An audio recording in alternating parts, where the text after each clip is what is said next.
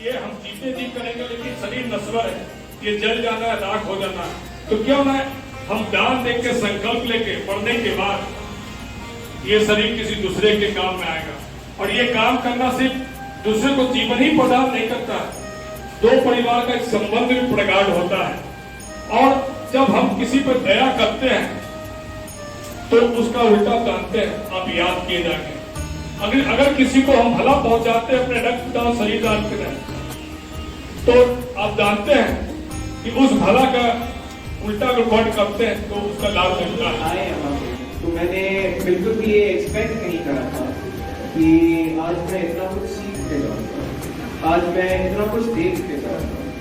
ये जिंदगी का एक ऐसा पहलू है जो मैंने पहले देखा तो बिल्कुल है, मगर इस मैग्नीट्यूड पे, इस लेवल पे इसको समझ पाना, इसको महसूस करना, ये मेरे लिए एक बहुत ही नया एक्सपीरियंस करेगा।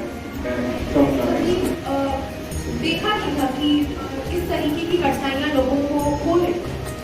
जैसा कि मैंने एक बच्ची को देखा और उसे देखकर मतलब ऑलमोस्ट मेरे आंखों में आंसू आ गए। मतलब एकदम मुझे समझ में नहीं आया कि उसे देखकर मुझे क्या महसूस करना चाहिए, क्योंकि मैं अभी भी मानती हूँ कि मैं उसका दर्द नहीं समझ सकती और कोई भी नहीं समझ सकता। हम में से बैठा हुआ यहाँ पर कोई भी उस बच्ची का दर्द बिल्कुल भी नहीं समझ सकता है, क्योंकि हम खुद उस चीज से कभी गुजरे ही नहीं।